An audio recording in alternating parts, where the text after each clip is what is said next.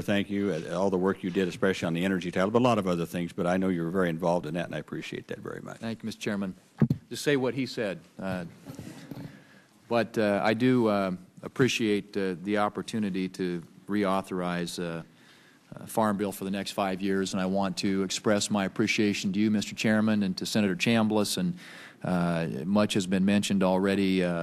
Senator Conrad's role with the Budget Committee and Senators Baucus and Grassley in helping. They've got a very tough job, as was mentioned earlier, with the Senate Finance Committee, but they also know where all the money is. So there's a little bit of an advantage, and we have needed that in this process as we've tried to come up with offsets for some of the things that we want to do in the provisions of the Farm Bill. So appreciate everybody who's been involved with this. But this is a critically important Farm Bill. It's critical to the future of American agriculture and every man, woman, and child in America. I am proud of the 2002 Farm Bill, which I was involved with as a member of the House of Representatives on the Ag Committee there.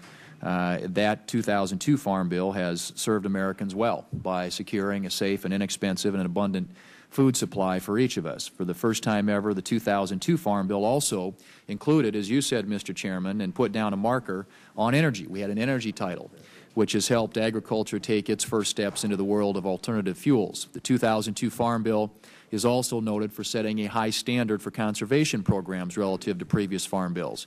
And while it wasn't perfect, the 2002 Farm Bill did propel American agriculture into the 21st century.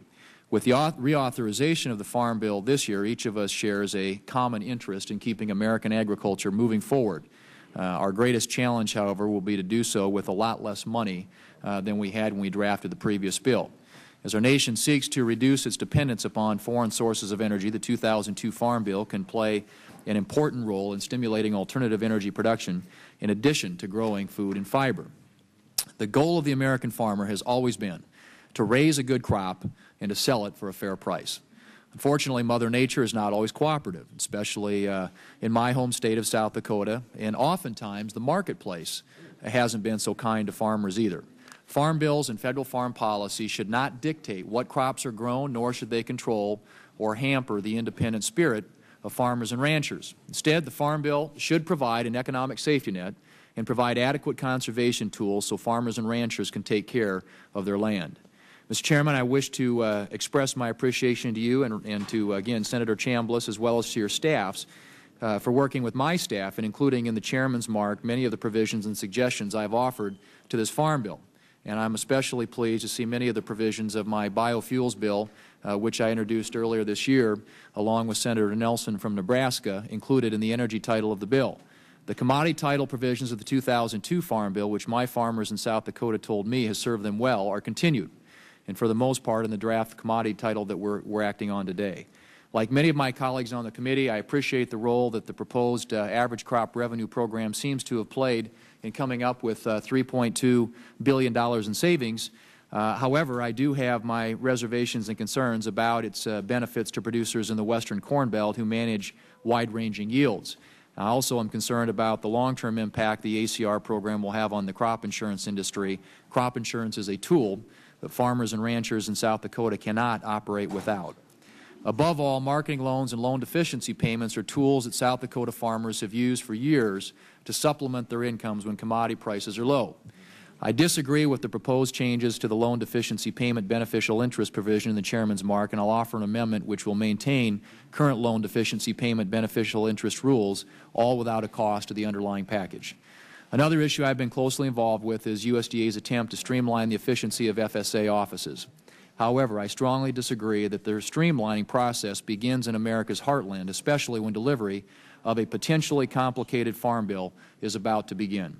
Farm Service Agency offices either make or break federal farm policy. Their successful delivery of federal farm programs is what my colleagues and I on this committee are counting on once this reauthorization is signed into law. Because of the significant problems that FSA office closures would have on the delivery of services to America's farmers and ranchers, I will be offering a bipartisan amendment today which creates a new classification of FSA county offices called critical access offices. These offices, which were targeted to be closed or consolidated, will be able to continue delivering federal farm programs with the passage of my amendment. Mr. Chairman, again, I conclude by thanking you and Senator Chambliss for enduring what have been untold obstacles, compiling thousands of ideas, trying to distill them and lots of good suggestions into the farm bill that we have before us today. But this is important work that we are engaged with.